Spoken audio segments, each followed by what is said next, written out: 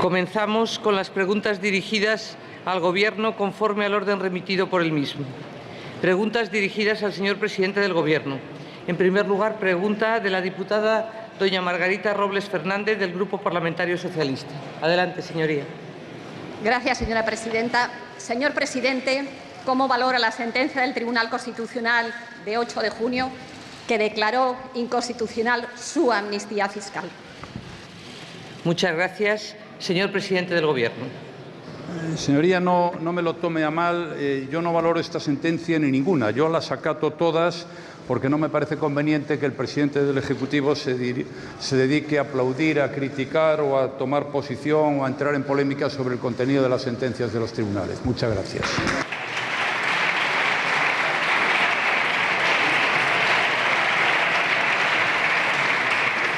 Señora Robles.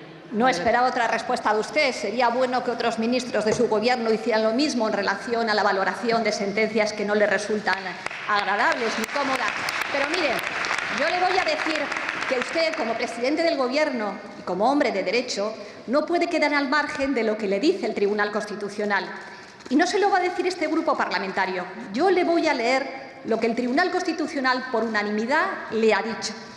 Y le ha dicho que la adopción de medidas que, en lugar de servir a la lucha contra el fraude fiscal, se aprovechan del mismo, sobre pretexto de la obtención de unos ingresos que se consideran imprescindibles ante un escenario de crisis económica, atienda bien, señor presidente, supone la abdicación del Estado ante su obligación de hacer efectivo el deber de todos los ciudadanos de concurrir al sostenimiento de las cargas fiscales. Y es más, señor presidente, le dice así algo que, en opinión de mi grupo parlamentario, es de una especial gravedad, porque dice que con su amnistía fiscal de su Gobierno han venido, escúcheme bien, a legitimar como una opción válida la conducta de quienes de forma insolidaria incumplieron su deber de tributar con acuerdo a su capacidad económica, colocándoles formalmente en una situación más favorable que la del resto de los ciudadanos.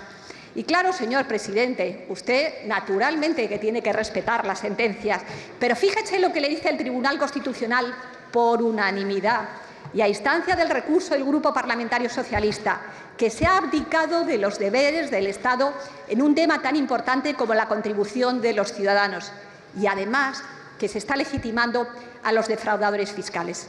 Realmente, si usted no toma una responsabilidad política de su Gobierno, ¿con qué fuerza moral va a hacer caso a otros pronunciamientos del Tribunal Constitucional? ¿Con qué fuerza moral va a pedir a los ciudadanos que contribuyan en un momento como en el que estamos a las cargas tributarias? Muchas gracias.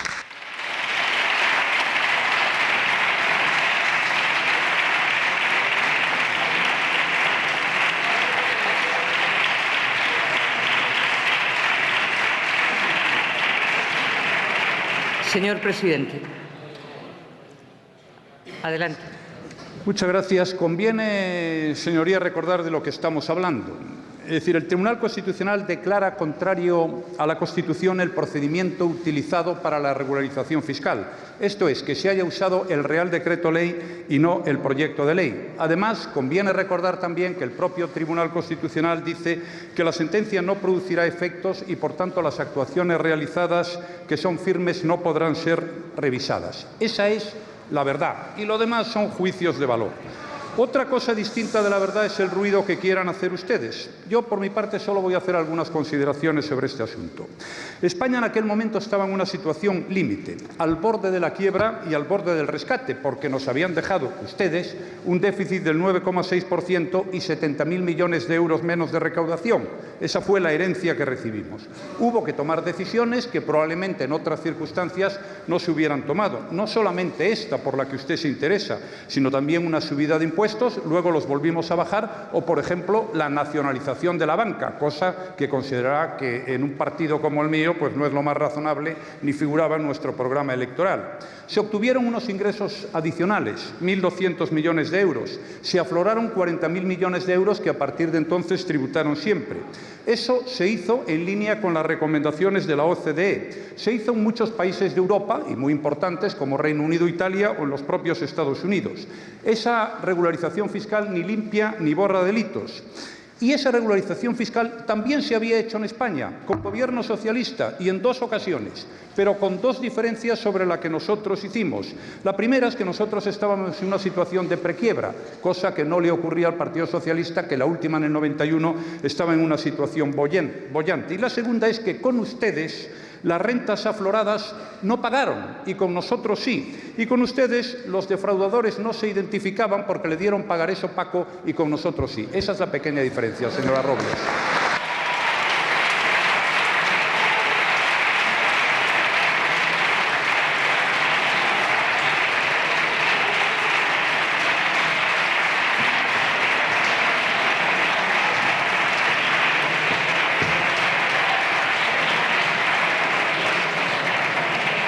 Pregunta del diputado don Aitor Esteban Bravo, del Grupo Parlamentario Vasco PNV, también al señor presidente del Gobierno. Adelante. Buenos días, señor presidente. ¿Cómo valora la sentencia del Tribunal Europeo de Derechos Humanos de Estrasburgo en relación al caso Atucha? Muchas gracias, señor presidente. Bien, muchas gracias, señor Esteban. Lo acabo de decir ahora, ni valoro sentencias ni esta ni ninguna. Eso sí, las acato todas, como es natural, las de los tribunales españoles y también las de los Tribunal Europeo de Derechos Humanos, ya que España es un Estado firmante de la Convención Europea de Derechos Humanos. Ya le digo, ruego no me malinterprete, no lo hago nunca, no debo hacerlo, no es mi función y malo sería que el presidente del Gobierno se dedicase a comentar a favor o en contra las sentencias de tribunales españoles o extranjeros. Muchas gracias. Muchas gracias. Señor Esteban. Señor presidente, no es mal burladero ese de la independencia judicial, pero el señor Atucha, Gorka Kenner, Conchi Bilbao fueron objeto de una cacería política. Carlos Iturgaiz tachó a Atucha de ser un presunto delincuente que no está en sus cabales. Carlos Urquijo, los jueces saben lo que tienen que hacer ante actitudes de desobediencia. Aceves le acusó de desprecio al Estado de Derecho. A ETA solo le queda al PNV. Lo ocurrido en el Parlamento Vasco tendrá consecuencias. Señor Rafa Hernando, Atucha debe dimitir inmediatamente porque no sabe reprimir su sectarismo y actitud nefanda. Señor Mayor Oreja, Atucha está degradando al Parlamento y se encuentra frente al Estado de Derecho. Cuando el Tribunal Superior de Justicia del País Vasco archiva el caso, usted, señor presidente, dijo que el fiscal debe instar a que se produzca un recurso, entrometiéndose ahí en la labor de la Fiscalía. Cuando el fiscal general del Estado, el señor Conde Pumpido, dijo que no veía desobediencia en la actitud del señor Atucha, el Partido Popular pidió la dimisión del fiscal general, calificando al Grupo Popular en el Senado de vergonzosa actuación la de la Fiscalía. Y el señor Agustín Conde alabó la valiente actitud de Manos Limpias de interponer recurso, mientras que la Fiscalía decidió asumir el archivo de la causa. Pues bien, es utilizando a Manos Limpias como se llega al Tribunal Supremo y, fíjese, manos limpias, con su dirigente enviado a prisión por chorizo y por chantajista. Y así el Tribunal Supremo cambia su jurisprudencia, elimina la doctrina Botín creando una diferente por 7 votos contra 5 y después, con la inestimable colaboración del señor López en el Tribunal Constitucional como ponente, fue de parte donde los haya, y que ustedes han impuesto a través del Senado en contra de otros grupos para el propio Tribunal del Constitucional, negó el amparo diciendo que, negó el amparo vulnerando el derecho a la imparcialidad judicial, a la igualdad y a un proceso con todas las garantías. Ahora Europa ha reparado el atropello parcialmente, pero la inhabilitación no la quita nadie y todo lo que tuvo que aguantar la señora Atucha y sus compañeros tampoco. Ha sido una persona perseguida por ETA, intentando incluso asesinarla y después perseguida con saña también políticamente. Por eso espero de su boca un desagravio con lo que ha ocurrido con el señor Atucha. Muchas gracias, señor presidente.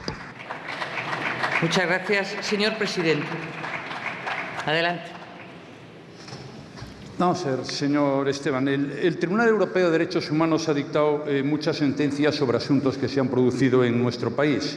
Por ejemplo, la ilegalización de Batasuna dijo que era legal.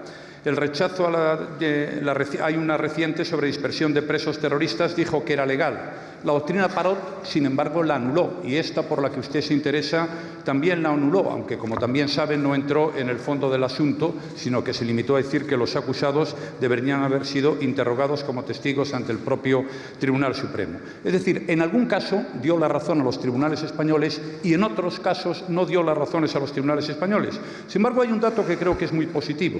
España es el cuarto país con menos demandas admitidas por habitantes ante el Tribunal Europeo de Derechos Humanos. Es muy interesante ver en este sentido la web del propio tribunal porque demuestra la capacidad y la competencia de los tribunales españoles. Y mi posición ha sido siempre la misma y no puede ser otra. Yo tengo que respetar y acatar lo que digan los tribunales, vayan en una línea, me den la razón o no me la den. Lo único que quiero añadir, y creo que esto es lo más importante de la cuestión que usted me plantea, es que el Estado de Derecho ha funcionado. Y el Estado de Derecho es un principio fundamental de la democracia. Y ha funcionado, sí, el sistema de control y revisión de las resoluciones judiciales y los recursos. Esa es la grandeza de la democracia, que a uno lo pueden condenar y luego absolver o al revés. El Estado de Derecho ha funcionado aquí y también en el Tribunal Europeo de Derechos Humanos. Yo lo veo así, señor Esteban. Muchas gracias. Pregunta también dirigida al señor presidente del Gobierno del diputado don Joan Baldoví Roda del Grupo Parlamentario Mixto. Adelante, señoría. Señor Rajoy, ¿no cree que ya ha acumulado usted suficientes motivos para ir presentando la dimisión? Muchas gracias, señor presidente del Gobierno. En absoluto pienso eso, señor Baldoví, se lo digo con franqueza. Es más, creo que mi obligación es gobernar y trabajar para consolidar en España la recuperación económica, el crecimiento y la creación de empleo. Hay tres razones por las que creo que debo gobernar. En primer lugar, porque presido el partido que tiene el mayor número de escaños en esta Cámara, 137 diputados y el segundo 85. En segundo lugar, por respeto a esta Cámara, que hace solo 7 meses me distinguió dándome su investidura. Y en tercer lugar, también porque esta misma Cámara hace una semana ahora pues rechazó una moción de censura. Por tanto, lo lógico y lo razonable es que yo cumpla con mi obligación y gobierno. Es, en suma, un tema de democracia y un tema de responsabilidad, señor Baldoví. Muchas gracias.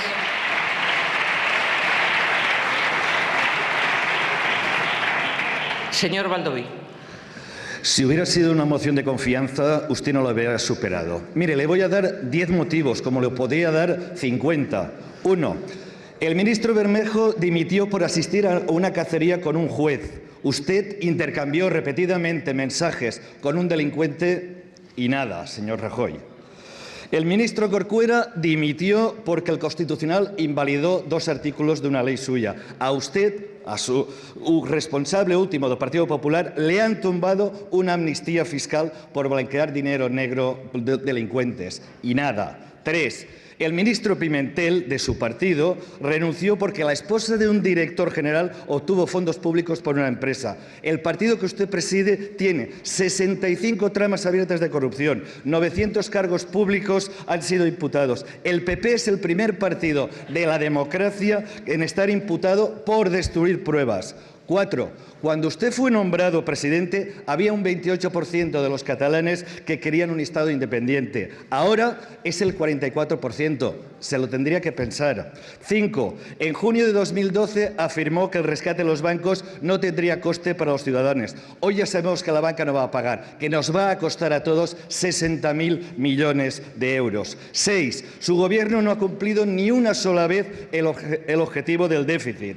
7. Este Parlamento ha reprobado a su ministro por intentar manipular la justicia a favor del Partido Popular. 8. Su exministro del Interior tiene abierta una comisión de investigación por utilizar la policía para espiar partidos en su propio beneficio. 9. La Audiencia Nacional le ha citado a declarar por la trama de corrupción de Gürtel. 10. Como valenciano le digo que usted ha sido una verdadera plaga. Infrafinanciación, infrainversión. Usted, señor Rajoy, nos cuesta mucho dinero. Acabo. Señor Rajoy, usted lo ha sido todo dentro del PP, vicesecretario general, presidente, ha dirigido campañas electorales. Sinceramente, no puede ser que usted no se enterara de nada, ni de que le paguen actos electorales, ni de la reforma de su sede electoral. No es posible tanta ignorancia. Piénselo, le haría un gran servicio a este país. Muchas gracias. Muchas gracias. Señor presidente, adelante. Lo lamento mucho, señor Baldoví, pero no me ha convencido su intervención. Usted está empeñado en que dimita, pero luego cuando alguien pone una moción de censura para echarme, le pega una bronca por poner una moción de censura. No me extraña que le haya calificado de élites conservadoras. Señoría, usted tiene un problema, y es que los españoles no piensan como usted, y esta Cámara tampoco piensa como usted. Ese es el problema que tiene usted, y la democracia es un sistema en el cual pues, las personas votan, y cada persona tiene un voto y eligen a quien prefiere que les gobierne. Y los españoles han dicho que el Partido Popular, con 137 escaños, pues tiene que asumir la responsabilidad de gobernar. A lo mejor a usted no le gusta el sistema democrático, pero yo desde luego tengo que cumplir mi obligación. Y mi obligación es gobernar por las razones que le dije al principio, porque esta Cámara me ha dado la investidura, porque esta Cámara ha tirado una moción de censura y porque tenemos más apoyos populares. Si usted tuviera más apoyos populares, tenía que hacerlo. Usted no tiene ni la obligación de gobernar, ni ninguna otras obligaciones que tengo yo, porque usted tiene 4 diputados. Pero yo tengo 137. Lo único que le pido es que, ya que no tiene la obligación de gobernar, al menos se utilice esos 4 diputados con un poquito más de nivel político e inteligencia. Muchas gracias.